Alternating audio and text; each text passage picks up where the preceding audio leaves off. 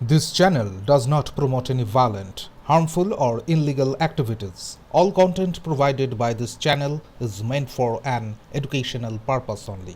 বর্ধমান শহরের 18 নম্বর ওয়ার্ডে গোলাঘাটে তৃণমূল কাউন্সিলর প্রদীপ রহমানের মামাকে মারধর ও শূন্যে গুলি চালানোর অভিযোগে উত্তেজনা ছড়িয়েছে। শনিবার রাতে মিটিং চলাকালীন কাউন্সিলরের মামাকে মারধর করে সাব্বির আলীর পরিবারের সদস্যরা ও তাদের সঙ্গীরা, এমনই অভিযোগ। আহত দুজনকে বর্ধমান মেডিকেল কলেজ হাসপাতালে ভর্তি করা হয়েছে। অভিযোগ, বাইরের লোক নিয়ে পুকুর ভরাট করতে এসে বাধা পেয়ে হামলা চালায় সাব্বিরের পরিবার। যখন একটা পুকুর ভরাট চলছিল তার মধ্যে আমরা আমাদের এলাকাবাসী সবাই মিলে একটা কমপ্লেন জমা দিয়েছি বর্ধমান মিউনিসিপ্যালিটি। এইটা ওনাদের রাগ।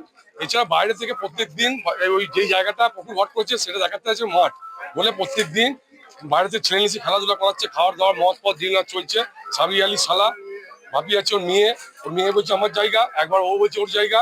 এলাকাবাসী এই পুকুর ভরাটটা নিয়ে প্রতিরোধ করার জন্য আজকে আমার মামা, আর তার শরীর অসুস্থ, তার হার্ট অপারেশন হয়েছে, তাকে এমন মেরেছে সে আজকে হসপিটালে ভর্তি হয়েছে। আমি এখন হসপিটালে যাচ্ছি। আজকে প্রথম আমাদের এলাকাতে গুলি চললো, আর সেটা সাবির আলী ফ্যামিলি থেকে করলো। ওর শালা, ওর ছেলে আর ওর মেয়ে বাইরে থেকে লোক হায়ার করে নিচে করলো। আমি 18 নম্বরে বাসিন্দা। আমি রেলের চাকরি করি, রেলের অ্যাকাউন্টেন্ট, এবং আমি বর্তমানে রিটায়ার করেছি। আমার উপর বাইপাস সার্জারি হয়েছে। এই দেখুন বাইপাস সার্জারি হয়েছে, এমন বেড়েছে তখন এখানে ফুটে উঠে গেছে। ঘটনাস্থলের সিসিটিভি ফুটেজও সামনে এসেছে। অন্যদিকে সাব্বির আলীর মেয়ে শবনম শাহী দাবি করেছেন তাদের ওপর আগেই হামলা করা হয়েছিল এবং পরে 200 থেকে 250 জন তাদের বাড়িতে ভাঙচুর চালায়। সিসিটিভিও ভাঙচুর হয়। তার দাবি, বাড়ির নিরাপত্তা রক্ষী লাইসেন্সপ্রাপ্ত বন্দুক দিয়ে শূন্যে ফায়ার করে।